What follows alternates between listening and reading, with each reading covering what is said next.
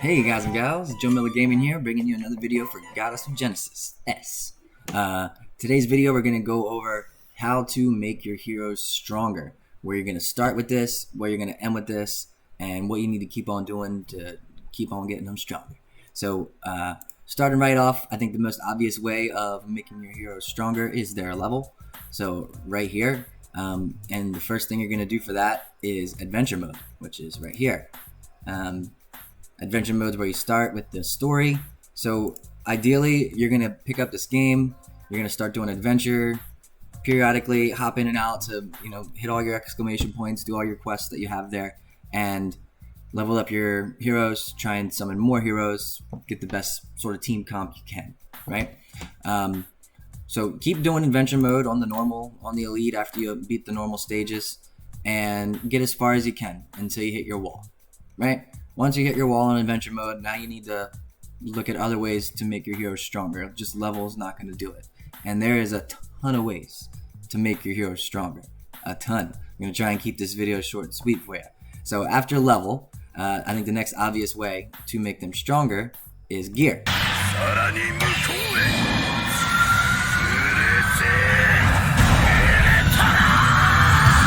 Right? So you're going to start off with silver gear and bronze gear. Just level that to about 10. When you get your gear, you're going to have the ability to ascend it. Don't ascend the silver or the bronze gear. Just level that to 10 until you get a nice gold piece to replace it, and then use the gold piece. Now, you're also going to get SSR, rainbow pieces. And these are ideal. These are what you're going to want. With the end game in mind, you're going to have SSR pieces on everyone. They give you extra passives, as you'll see down here, like upon dealing damage, extra, 17% chance to inflict slow. Like, what the heck? That's just on an item. You look at the gold pieces, yeah, it gives you an extra stat, but it doesn't give you a whole extra passive, right? Now, some of the gold pieces won't necessarily give you extra passes, but they'll give you an extra, second stat, which is nice too. So now coming back over here, you look at your stuff, you want to ascend it, all your gold and SSR pieces. After you get it to max 10, you can ascend it to max level 20, then upgrade it to 20, send it to max 30, and so on and so on and so on. So to ascend it,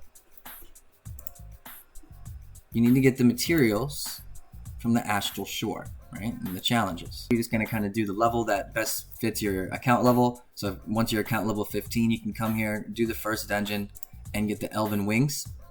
That's going to be how you ascend your items from 10 to 20, right? And then as you get to account level 20, you can do the next dungeon, you get more elven wings, and then to the next one, you're going to start getting dwarven bronze. This is where you ascend from like 20 to 30, and then as you get to the next one, you'll start getting more of that dwarven bronze. And then I'm at the point now where I need magic mithril, so I'm just about at 35. I'll be clearing those dungeons probably by the end of the day today, once I'm done making videos. So this is the astral shore. This is where you get the materials to ascend your gear, which is very important. So let's see, maybe we have a good example.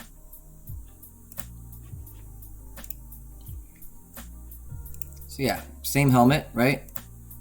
This is fully leveled up at level 10, but not ascended. HP 135.6? No, looks like 1356. There's just an awkward space there. And then magic defense 225. Where you look at the level 31, wow, goes way up. 4236 and 705. So big differences, between increasing that max level, which you're going to want to do as much as possible. At some point when you're able to increase everything's level, say from like 20 to 30, you want to go farm all that. And I'm about at that point now too. I need to go farm some earlier of that challenge to upgrade my stuff from 20 to 30. So I don't remember the names of all these challenges as much. I think it was Astral Shores, now that I'm in it. And so after that, with your gear, leveling it and ascending it, you're going to get into Awakenings. So Awakenings come as you increase your heroes' levels. And you'll see here, the materials that you get from Awakening come from your adventure mode. So just playing story, you get the lamps that you need to awaken your heroes. Awakening is hugely important as well. Every time they hit that new level threshold, I think it's about every 5 levels. Yep, every 5 levels you can awaken to a new threshold. You need to go do all your heroes, awaken them to the next one right away, because that increases your power a lot. I mean, you got an extra 10% blocking here. This one has an ability that was making one other person invincible. Now it goes on the caster too, so it makes Valkyrie and the other person invincible completely for their next hit. Resilience, yes, so awakening is very important. Upon entering the battle, increase block by 5% for 2 turns. Very important critical stuff. Critical stuff. Oh yeah, you feel me. Alright, so that's awakening. Pretty short and sweet. You know, when you get into the adventures, you'll see as you clear them, you'll get the materials here. Now, ooh, yeah, cool thing to show you guys. So check this out. When I want to awaken somebody, right, so he can get to the next awakening, right, but I need some of these materials, right? I don't have them right now. Some of this, right? So I can click on it, and if I've beat the dungeon before, now there's limited times you can strike in adventure mode on each elite dungeon. It's about 3 times each. So I've done it. I had to awaken Merlin today, so I was farming the crap out of lamps. But you can go to it and you can blitz it if you beat it before. So I have all 3 attempts on this adventure today. I'm just gonna blitz again, blitz again. Now I come back and you see I got 4 from 1, so I got 3 more. So yeah, I mean, you can just kind of keep going through that. You know, what I would have done here is I would have started with the highest and just worked my way down. As long as I've beat that adventure before, I can blitz it and instantly, you know, get my rewards for it. Though it does still use stamina, so careful, your stamina will go quick if you're just sitting there blitzing all day. Alright, so next up we looked at leveling our heroes. We looked at getting gear on them, which, by the way, you want to kind of check out the stats on the gear. A lot of it is pretty set on each piece, but you know, if you have blocks, try and put that on your guardians. If you have, you know, crits, try and put that on your assassins, your damage dealers. Anything with strength, you want to put on your buffers, or accuracy, you want to put on your CCers, stuff like that. But anyway, so we looked at gear, we looked at awakening now, where to get this materials at to do it. Next up is artifacts. Once you awaken them past a certain threshold, you're going to open up artifacts. You can buy their artifact for, I believe it's 10k gold. And then you can equip gems. Money! So you get 5 gems you can equip to them, and this is where you really min-max your stats, right? So you see here, like, again, he's my assassin, so he's got crit, and then, you know, we got some accuracy because he's also my drop defense, right? Strength because his damage scales off strength. Pen, because why not? You can't have not enough penetration. Poison resistance isn't really much. I guess I could give him there because I don't have a lot of these gems yet. The game's still early, but this is what I'm looking for. This is something I'm farming for. I'm making sure I try and get crit on my damage dealers. And then, you know, you look at my tank. I got resistance, you know, freeze resistance, a little bit of pen. She can hurt. Poison resistance. Again, a little bit of pen. She can hurt. Now, I think primarily on your gems, you want to look at the substats on it down here on the bottom. You want to make sure you get the right ones. Obviously, gold gems are going to be the best until you can get SSR gems, which I imagine will come at, you know, some higher levels. But yeah, so big old stats off of them. All right, resistance on the tanks, speed on the buffers. So you go to like my Cupid, who does an attack up. So obviously, I want her to go first on my team. If you look at her gems, I've got one with 5 speed on it, one with a little crit on it, one with 8 speed on it. You know, that's my fastest gem right there, 8 speed. So I got it on my first person, my person that I want to go first, so she can raise my attack up for everybody else. Now, secondarily on the gems, you do see they're associated with the zodiacs. So the zodiac signs, that each one kind of has its own unique set that scales off of how many stars you have for that zodiac. So if you look at Merlin, for example, has 4 stars of Pisces. So there's 1 2-star, another 2-star. So with that, if the current action doesn't launch any attacks, 25% chance to enter guard status. I don't have Pisces on Merlin because I wanted to have Pisces, or I think this is a good ability. I just happen to have 2 lined up that were Pisces. Now, if you go to Valkyrie, for example, she's got 8 Taurus. That was on purpose. So after a successful block, a 30% chance to restore 1 energy. It can be triggered 2 times per turn. So that's each sort of wave that you come around or turn in PvP. Can be triggered twice that time. So I can get 2 extra energy, and that's an extra big ability for my people. Especially Merlin uses a lot of energy, so it's good for her. Alright, now you can double up. I think I have somebody with 2 passives around here.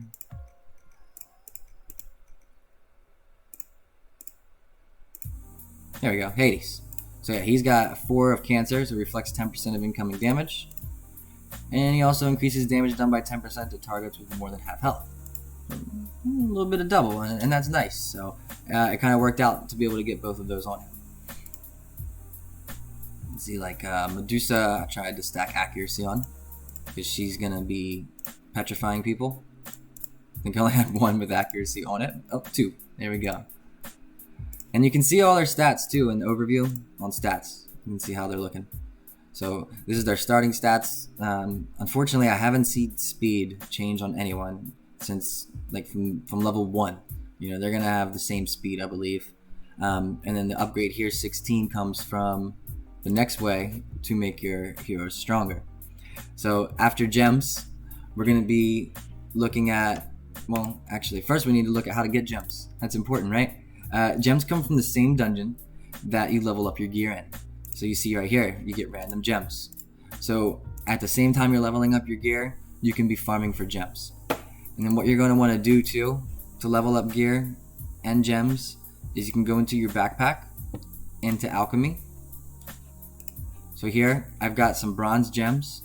I can dismantle these for this currency up here, Stardust. But for the case of gems, there's something better I feel right now at this stage of the game that I can do with them. But for gear, if I had any silver or bronze gear in here, I would dismantle that, because this does give you currency. The elemental essence is what you use to upgrade your gear level. So all the bronze gear, all the silver gear, you don't need it. And so yeah, that's how you upgrade or dismantle gear, and you can dismantle gems there. The other thing you're going to want to do with your gems, go over to artifact, do Hanzo. You can upgrade them, right? So you do want to upgrade them because that increases the stats that are on there. I'm upgrading this one because it's gold. That's really it at this point. I haven't focused too much in on gems yet. Now, I'm using all the bronze ones as food. I'm never going to use the bronze gems. There's a couple people that they're on now, but they're my lower level heroes that I really don't use much anymore. So there we are. You see my HP is going up from that. I'm going up from level 2 to 3. So that's all. Upgrade your gems, definitely, especially the ones that give you crit and speed and accuracy and, you know, resistance for the tanks that need resistance. It's worth doing. Alright, now after that, we'll get into the guild. 420 Warriors, my guild is recruiting, so come on by, hop in. It'll be a fun time for everyone. You can do construction on the guild, if you will, please. There's a guild hall.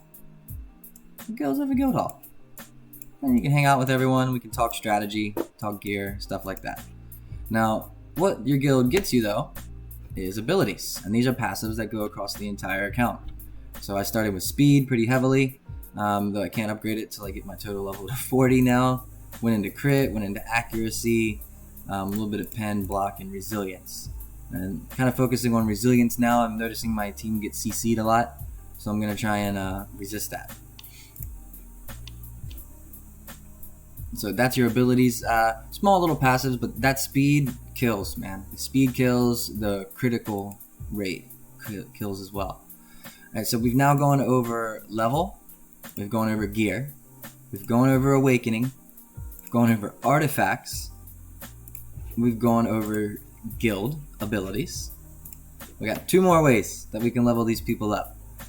Next one is going to be perks. So perks you'll see go by class. So these are definitely a good thing to focus on early because it's going to just make your overall account better, because it's going to make all your heroes within certain classes better. So you get in here, you see what some of these perks are. You've got the first one, Ghost Hand. Each basic attack has a 17% chance to inflict 1 stack of defense down. Why not? Level this perk up another time, I get to 20%. I got some physical and magic defense, some HP. Now I'm not upgrading these because I want to get this one just maxed out and done at level 5. So you see they're going to use the same material. Now once you get both of these to level 5, you unlock this passive, which I don't even have enough bronze material, but Wrath of the Gods gives you some strength, so that's great. And this is all my assassins that get this, every single one of them. I imagine once I'm done with this, I'm going to get into Assassin 2 and Assassin 3 and just make them even stronger, and that's great. So yeah, to upgrade the perks, you need to get into challenges. Then you want to go over to the timed challenges. Now, it's half-timed, right? So it's in the Grand Archives, right? But you have Grand Archives 1 and Grand Archives 2. They're open, sometimes they're open the same day of the week, sometimes they're alternating, right? So today's Grand Archives 1, I can upgrade my Assassin, which we're using as our example today. You saw that I needed a little bit more materials. So I'll get in, do a solo run. We'll quickly breeze through this. Now I'm going to skip the fight for the sake of the video. Alright, so we got our victory. Come out, we look at our rewards. One of our first completions of the day, so we get our daily supreme rewards. And all this stuff's going to go into our assassin perk tree. We're going to level it up. So let's go back. Go to our manual again, our perks, into assassin. Still not quite enough to get that first perk in. I have the bronze material to get this one leveled up. But that's it. So I'll have to go back again. I'll have to do it one more time to get the orange leaf to level up Ghost Hand to level 5. And then I'll finish out. Alright, so after perks, there is one final thing to increase our hero's power. Yes, I'm still counting. We're still going. This video is still taking place. We got it. Alright, so the last thing is nice and quick though. It's packs. So you can come in here to the packs. And let's use, I think we did Merlin today. We'll use Isabella as our example, right? So Isabella, you see you got your little chalices here. You get these from donating to the guild. Join my guild, 420 warriors. And you can use 100 of them, right? Or 200 to get shards for that hero. So yeah, got 2 shards for her now. It takes 60 to summon, although you can't use this feature to summon. You can only use these to evolve them, right, and level up those stars, which is very important. So I need about 50 of them to get her up to the next star level, and there's 2. I can do this once a day. Now, you see her affinity level is 0. I can give her gifts that I've gotten, right, to get that affinity up. There's like a mission I have right now to get it up to affinity 5, so I'm just gonna get her to affinity 5.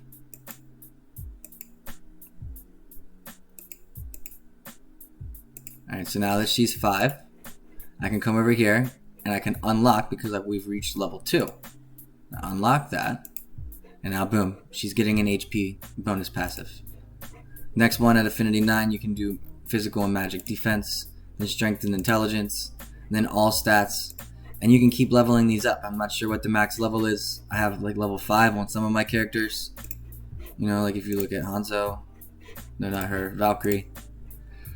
She's level 5 here, getting ready to go into 3% HP. Oh, there we go, max level 20. Answered the question. So yeah, that's affinities. Definitely a smaller way of leveling up their damage and their power level, but it is a solid way of leveling it up. So that does it. That's how to level up your heroes every single way. I hope you enjoyed the video. There will be more coming soon. Thanks.